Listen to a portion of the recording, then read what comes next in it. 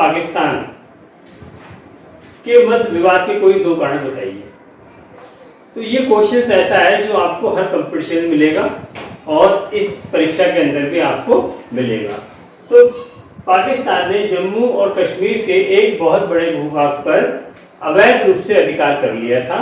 तो ये जम्मू कश्मीर जो है वो भारत और पाकिस्तान के विवाद का प्रमुख कारण है। दूसरा, पाकिस्तान भारतीय सीमा में घुसपैठ कराकर, मतलब पाकिस्तान जो है भारतीय सीमा में घुसपैठ कराकर आतंकवाद को बढ़ावा देता है। तो ये प्रमुख कारण है जो भारत और पाकिस्तान के मध्य अक्सर होते रहते हैं। नेक्स्ट क्वेश्चन देते हैं, बांग्लादेश कब स्वतंत्र हुआ? बांग्लादेश कब स्वतंत्र हुआ तथा भारत ने कब बांग्लादेश को मान्यता प्रदान की? तो बांग्लादेश जो है पाकिस्तान का पूर्वी हिस्सा था। क्या था? पाकिस्तान का पूर्वी हिस्सा था जो 1971 में स्वतंत्र हुआ।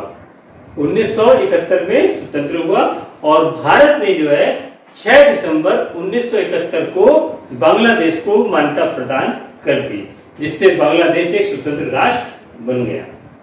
अब देखते हैं नेक्स्ट क्वेश्चन, चीन ने भारत पर कब आक्रमण किया? चीन ने भारत पर कब आक्रमण किया? तो चीन ने भारत पर 20 अक्टूबर 1962 को आक्रमण किया। तो मैं समझता हूं आप इन क्वेश्चनों को अच्छी तरीके से समझ गए होंगे। अब देखते हैं नेक्स्ट क्वेश्चन, भारत और चीन के मध्य तनाव के कारणों का उल्लेख कीजिए। यानी कि ये क्वेश्चन ऐसा है जो कि हम अधिकतर समय सुनते चले आ रहे हैं कि भारत और चीन के मध्य विवाद क्यों होता है। तो मैं आज आपको कम शब्दों में ये बताऊंगा कि भारत और चीन के मध्य विवाद का कारण क्या है। तो पहला कारण है कि तिब्बत की समस्या। किसकी समस्या? तिब्बत की समस्या। तो तिब्बत है तो चीन ने सदैव तिब्बत पर अपना अधिकार जताया है।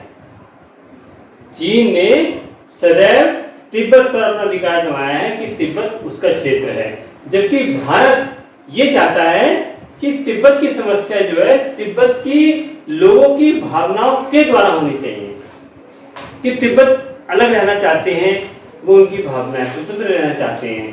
तो चीन हमेशा अपना कब्जा करना चाहता है उस पर और कब्जा कर रखा है उसने, लेकिन भारत ये चाहता है कि आप तिब्बत के निवासियों से आप जानकारी लें कि वो क्या चाहते हैं, उनकी भावनाओं के अनुरूप फैसला होना चाहिए, जो भारत और चीन के मध्य विवाद का कारण है। नंबर 2, सीमा विवाद। अक्सर आपने देखा होगा, अखबारों में आप सुनते चले आ रहे हैं कि इस सीमा पर, भारत की सीमा पर चीनी सैनिकों ने कब्जा कर लिया या मुठभेड़ हो गई या लड़ाई झगड़ा हुआ, तो ये अक्सर सुनने में आता है। तो ये सीमा विवाद के प्रमुख कारण है। भारत ने सदैव मैकमोहन रेखा का पालन किया है और सदैव उसका सम्मान करते हुए उसको माना है, जबकि चीन मैकमोहन रेखा को नहीं मानता है और वो अरुणाचल प्रदेश पर भी अपना कब्जा करना चाहता है। तो ये प्रमुख कारण है। अगला देखते हैं, भारत द्वारा दलाई लामा को राजनीतिक शरण देना है। यानी कि भारत सरकार ने जो है दलाई लामा को 1959 में राजनीतिक शरण दी, जो कि तिब्बत के धार्मिक नेता और गुरु भी हैं। तो ये चीन के लिए नागवार गुजरा और वो इस बात पर अपना विरोध कई बार जता चुका है।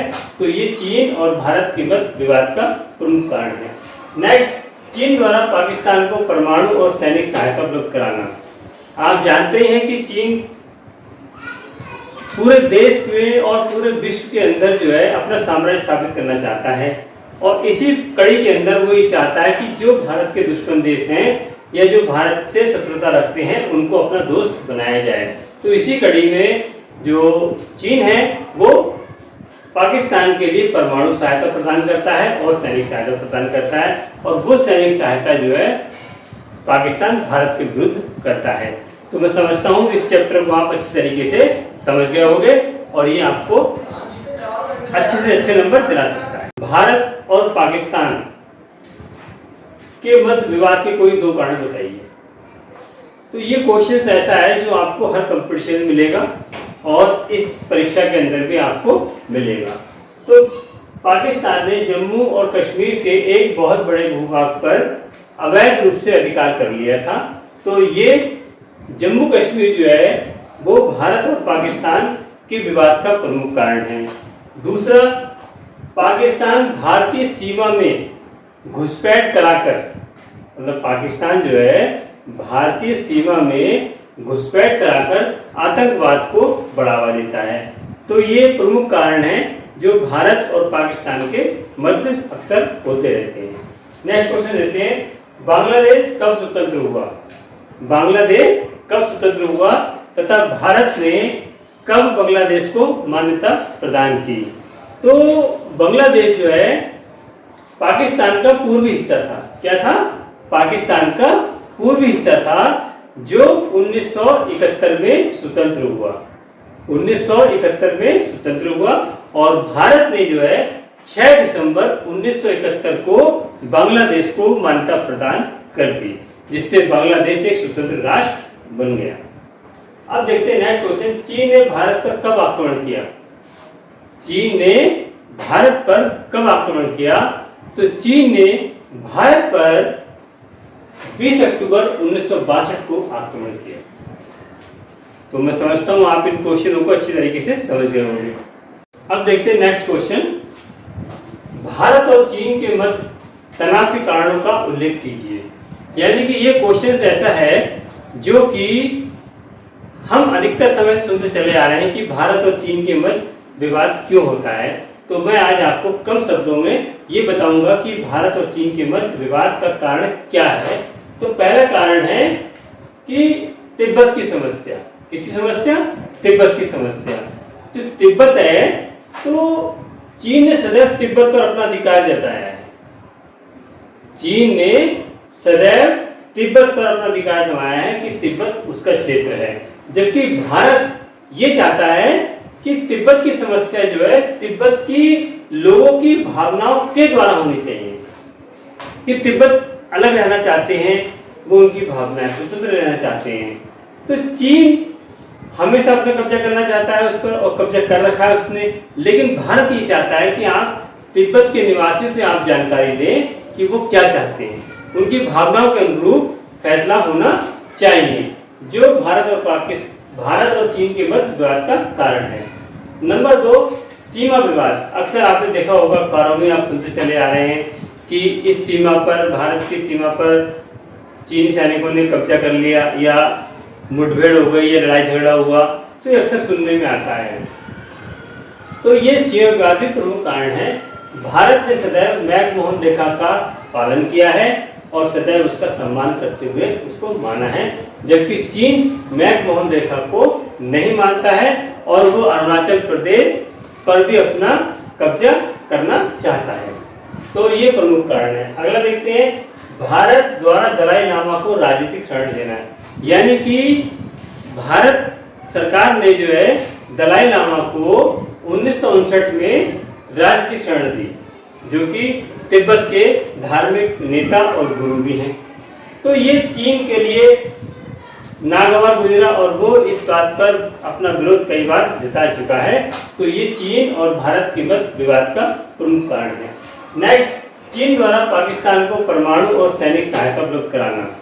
आप जानते हैं कि चीन पूरे देश में और पूरे विश्व के अंदर जो है अपना साम्राज्य स्थापित करना चाहता है, और इसी कड़ी के अंदर वो ये चाहता है कि जो भारत के दुश्मन देश हैं या जो भारत से शत्रुता रखते हैं उनको अपना दोस्त बनाया जाए। तो इसी कड़ी में जो चीन है वो पाकिस्तान के लिए परमाणु सहायता प्रदान करता है और सैनिक सहायता प्रदान करता है, और वो सैनिक सहायता जो है पाकिस्तान भारत के विरुद्ध करता है। तो मैं समझता हूँ इस चैप्टर को आप अच्छी तरीके से समझ गए होंगे और ये आपको अच्छे से अच्छे नंबर दिला सकता है। अब देखते हैं भारत की विदेश संबंध, और इसमें नेक्स्ट क्वेश्चन है 1968 की परमाणु अप्रसार संधि को स्पष्ट कीजिए। तो परमाणु अप्रसार संधि का एक महत्वपूर्ण लक्ष्य ये था कि परमाणु अस्त्रों के ऊर्ध्वगामी प्रसार की बढ़ती प्रवृत्ति को रोक लगाना। यानी कि जो परमाणु संपन्न देश थे वो ज़्यादा से ज़्यादा परमाणु हथियारों का प्रदर्शन कर रहे थे, तो परमाणु हथियारों की वजह से जो है डर का माहौल पैदा हुआ था और स्थिति ऐसी लग रही थी कि जैसे कब कौन सा देश किस देश पर परमाणु हमला कर दे। तो ये सब देखते हुए एक 1968 में परमाणु अप्रसार संधि हुई और इसमें यह कहा गया कि परमाणु हथियारों का परीक्षण रोका जाए। और ये हस्ताक्षरकर्ता जो देश थे उन्होंने परमाणु हथियारों के प्रसार पर रोक लगाने के लिए एक स्वस्थ वातावरण में वार्ताएं आयोजित करने का आदेश दिया। यानी कि इस संधि में ये कहा गया कि जितने देशों के पास परमाणु नहीं हैं वो परमाणु हथियारों का परीक्षण नहीं करेंगे और किसी भी तरीके से उसका दुरुपयोग नहीं करेंगे। तो ये परमाणु अप्रसार संधि थी। अब देखते हैं नेक्स्ट क्वेश्चन। भारतीय परमाणु नीति पर एक संक्षिप्त टिप्पणी लिखिए। भारतीय परमाणु नीति पर एक संक्षिप्त टिप्पणी लिखिए। तो भारत परमाणु शक्ति का प्रयोग विनाशकारी उद्देश्यों के लिए करने के विरुद्ध था। यानी कि भारत की शुरू से ही ये परंपरा रही कि जो परमाणु हथियार हैं उसका जो है विनाशकारी उपयोग नहीं होना चाहिए। भारत ने परमाणु अप्रसार संधि पर हस्ताक्षर नहीं किए। मतलब भारत ने परमाणु अप्रसार संधि पर हस्ताक्षर नहीं किए क्योंकि भारत इस संधि को गैर परमाणु शक्तियों के लिए पक्षपात करने की संधि मानता है। यानी कि जो राष्ट्र संपन्न हैं, परमाणु संपन्न हैं, उनको तो फायदा मिलता है, लेकिन जिनके पास परमाणु नहीं है तो उनके लिए किस तरीके से फायदा मिले वो इसमें व्यवस्था नहीं थी। तो इसलिए भारत जो है इस बात को पक्षपातपूर्ण मानता था। भारत ने 11 मई और 13 मई 1998 को 5 परमाणु परीक्षण किए और भारत परमाणु अस्त्रों को पूर्णतः समाप्त करने का पक्षधर रहा है। यानी कि भारत ये चाहता है कि परमाणु अस्त्रों को पूर्णतः नष्ट कर दिया जाए ताकि कोई भी देश किसी भी देश पर हमला न कर सके। तो मैं समझता हूँ आप इसे अच्छी तरीके से समझ गए होंगे। अब देखते हैं नेक्स्ट क्वेश्चन। अब देखते हैं नेक्स्ट क्वेश्चन। भारत की गुटनिरपेक्षता की क्या नीति है? यानी गुटनिरपेक्षता क्या है? तो गुटनिरपेक्षता जो है यानी कि गुट निरपेक्ष। तो जब शीत युद्ध का दौर चल रहा था तो उस समय पूरा विश्व 2 गुटों में बटा हुआ था। कितने गुटों में बटा हुआ था? 2। एक का प्रतिनिधित्व जो है सोवियत संघ कर रहा था और दूसरे का संयुक्त राज्य अमेरिका। तो ये देश चाहते थे कि छोटे छोटे जितने भी देश हैं वो हमारे गुट में शामिल हों। और भारत की जो विदेश नीति रही है वो ये रही है कि वो सबके साथ मिलकर चलना चाहता है, सबके साथ सहयोग चाहता है, सबको सहयोगी बनाना चाहता है। तो भारत में पंडित जवाहरलाल नेहरू ने ये कहा कि हम ना तो सोवियत संघ से मिलेंगे और ना ही संयुक्त राज्य अमेरिका से मिलेंगे, हम एक अपना अलग गुट बनाएंगे जो गुट निरपेक्ष आंदोलन के नाम से जाना गया। तो उसका पहला सम्मेलन जो है बेलग्रेड में हुआ 1961 में। तो यहाँ कहने का तात्पर्य यह है कि गुट निरपेक्षता क्या है? तो गुट निरपेक्षता ये है कि शीत युद्ध के दौर में जब पूरा विश्व 2 गुटों में बटा हुआ था तो भारत ने अपनी एक स्वतंत्र नीति बनाई, वो कहलाई गुट निरपेक्ष नीति। तो गुट निरपेक्ष नीति का मतलब ये है कि हम किसी भी गुट में शामिल नहीं होंगे। अब देखते हैं कि भारत की विदेश नीति का मुख्य आधार ही गुट निरपेक्षता है। भारत की विदेश नीति का आधार ही गुट निरपेक्षता है। गुट निरपेक्षता का अर्थ है अपनी स्वतंत्र नीति, यानी कि किसी भी देश की पराधीनता स्वीकार नहीं करना, किसी देश की नीति को अपनाना नहीं बल्कि अपनी खुद की नीति को अपनाना है। और गुट निरपेक्षता की नीति शांतिवाद की नीति है। जो भी कार्य होंगे वो शांतिपूर्ण तरीके से हल किए जाएंगे। भारत अपनी इस आंतरिक शक्ति के सहारे, भारत ने अपनी इस आंतरिक शक्ति के सहारे वह सभी देशों के बीच विश्वास व सहयोग को अधिक से अधिक बढ़ाने पर बल दिया। यानी कि भारत शुरू से ये चाहता था कि वह सभी देशों के साथ मिलकर के चले, विश्वास में लेके चले सहयोग की भावना के लेके चले, क्योंकि हमें भी अन्य देशों की आवश्यकता है और अन्य देशों को हमारी आवश्यकता है। तो ताकि विश्व के को युद्ध व आर्थिक संकट से बचाया जा सके, क्योंकि अगर हम किसी एक गुट में शामिल हो जाएंगे तो दूसरे गुट के बुरे होंगे, तो नेचुरल बात है कि वो हमसे दुश्मनी करेगा। तो इन सब के कारण सोचते हुए भारत की विदेश नीति ये प्रमुख अंश रहा कि वो गुटनिरपेक्ष नीति को उन्होंने अपनाया ताकि किसी भी गुट में शामिल ना हो सके। मैं समझता हूँ आप इसे अच्छे प्रकार समझ गए होंगे। सिविक्स क्लासेस में आपका स्वागत है। अब देखते हैं नेक्स्ट क्वेश्चन, भारत की विदेश नीति के 2 सिद्धांत बताइए। यानी कि भारत की विदेश नीति के वो कौन कौन से 2 सिद्धांत हैं जो आपको जानना आवश्यक है। तो पहला है गुटनिरपेक्षता, यानी कि किसी भी सैनिक गुट में शामिल ना होना, और दूसरा है साम्राज्यवाद व उपनिवेशवाद का विरोध। यानी कि जिस प्रकार से हमारे देश में अंग्रेजों ने उपनिवेशवाद स्थापित किया था, तो इसी तरीके से भारत ये चाहता है कि कोई भी देश किसी भी देश पर उपनिवेशवाद ना थोपे और ना ही साम्राज्यवाद को बढ़ाए। अब देखते हैं नेक्स्ट क्वेश्चन, एनपीटी तथा सीटीबीटी का विस्तृत रूप लिखिए। यानी कि क्या चीज है ये, तो ये जानना बहुत जरूरी है और एग्जाम में ये क्वेश्चन हमेशा आता है। तो एनपीटी का मतलब है परमाणु अस्त्र अप्रसार संधि।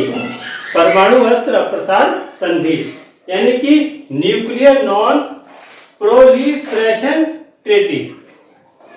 अब सीटीबीटी यानी कि व्यापक परीक्षण निषेध संधि, यानी कि कंप्रेसिव टेस्ट बैन ट्रीटी। अब देखते हैं नेक्स्ट क्वेश्चन, दलाई लामा ने भारत में शरण क्यों ली। दलाई लामा ने भारत में शरण क्यों ली। तो दलाई लामा तिब्बत के धार्मिक नेता हैं। किसके नेता हैं? तिब्बत के धार्मिक नेता। और चीन ने 1950 में जब तिब्बत पर आक्रमण किया था और उसे अपने नियंत्रण में ले लिया, तो 1958 में तिब्बत ने चीनी अधिपत्य के विरुद्ध सशस्त्र विद्रोह कर दिया। क्या कर दिया? सशस्त्र विद्रोह। तो जिससे चीनी सेना ने उसे दबा दिया, यानी कि जो तिब्बत का सशस्त्र विद्रोह था उसे चीनी सेना ने दबा दिया और तिब्बत की स्थिति अधिक बिगड़ने लगी, जिसके कारण जो है दलाई लामा ने 1959 में भारत में शरण ली। अब देखते हैं नेक्स्ट जो है वो कब और किसके मध्य हुआ। तो ताशकंद समझौता जो है वो 1966 में हुआ। कब हुआ? 1966 में। किसके मध्य हुआ? ये भारत और पाकिस्तान के मध्य हुआ। तो भारत के प्रधानमंत्री लाल बहादुर शास्त्री और पाकिस्तान के राष्ट्रपति जनरल अयूब खान के मध्य हुआ। ठीक, नेक्स्ट क्वेश्चन देखते हैं कि शिमला समझौता कब और किसके मध्य हुआ। तो शिमला समझौता जो है वो 1972 में भारत की प्रधानमंत्री श्रीमती इंदिरा गांधी और पाकिस्तान के प्रधानमंत्री जुल्फिकार अली भुट्टो के मध्य शिमला में हुआ, इसलिए ये शिमला समझौता कहलाता है। नेक्स्ट क्वेश्चन देखते हैं, सार्क या दक्षेस से क्या अभिप्राय है। सार्क या दक्षेस से क्या अभिप्राय है और इसकी स्थापना कब हुई। तो सार्क जो है वो दक्षिण एशिया के 7 देश, दक्षिण एशिया के 7 देश, वर्तमान में 8 हो गए हैं, अब 8 हो गए हैं, क्योंकि पहले भारत, भूटान, नेपाल, श्रीलंका, पाकिस्तान, बांग्लादेश, मालदीव और 8वां जो शामिल हुआ था वो अफगानिस्तान शामिल हुआ था। तो इनका एक मकसद था कि व्यापक आर्थिक सहयोग संघ बनाना। व्यापक आर्थिक सहयोग संघ बनाना जो है वो सार्क का मकसद था, ताकि जो है दक्षिण एशिया के जो भी देश हैं वो अपना व्यापार जो है आसानी से कर सकें। और इसकी स्थापना जो है दिसंबर 1985 में श्रीलंका में हुई थी। नहीं, इसकी स्थापना जो है वो दिसंबर 1985 में ढाका, बांग्लादेश में हुई थी। अब देखते हैं नेक्स्ट क्वेश्चन कि विदेश नीति का अर्थ व परिभाषा बताइए। ये एक ऐसा सवाल है जिसमें जो है सोचना पड़ता है कि हम क्या आंसर दें, यानी कि विदेश नीति का अर्थ क्या है, इसकी परिभाषा क्या है। तो देखते हैं, विदेश नीति का अर्थ अंतर्राष्ट्रीय घटनाओं, संस्थाओं, समस्याओं के संबंध में भी अपनी नीति निश्चित करता है। यानी कि जो अंतर्राष्ट्रीय घटनाएं होती हैं, अंतर्राष्ट्रीय समस्याएं होती हैं, जो भी वर्तमान में समस्याएं चल रही होती है पूरे विश्व में, तो उस पर एक अपनी नीति निश्चित की जाती है कि हमें इस समस्या का क्या समाधान करना चाहिए। तो वो कौन सी नीति अपनाई जाती है, तो वो नीति कहलाती है विदेश नीति। कौन सी कहलाती है? विदेश नीति। अब देखते हैं विदेश नीति की परिभाषा, यानी कि परिभाषा क्या है विदेश नीति की। तो विदेश नीति की परिभाषा है प्रोफेसर हिल के अनुसार, विदेश नीति अन्य देशों के साथ अपने हितों को बढ़ाने के लिए किए जाने वाले किसी राष्ट्र के प्रयासों का समुच्चय है। यानी कि कोई भी राष्ट्र किसी भी देश से अपने संबंध अच्छे बनाना चाहता है तो वो एक प्रयास करता है, तो वो प्रयास ही क्या कहलाता है? हमारे संबंधों, किसी राष्ट्र के संबंधों का समुच्चय कहलाता है। तो ये है प्रोफेसर हिल के अनुसार परिभाषा। अब देखते हैं नेक्स्ट क्वेश्चन, कोलंबो प्रस्ताव क्या है, इसके विषय में विस्तार से बताइए। तो आप सोचने लगेंगे कोलंबो है क्या चीज। तो कोलंबो जो है वो श्रीलंका की राजधानी है। किसकी राजधानी है? श्रीलंका की। तो भारत और चीन के मध्य जब युद्ध हुआ था तो उस समय एशिया और अफ्रीका के कुछ मित्र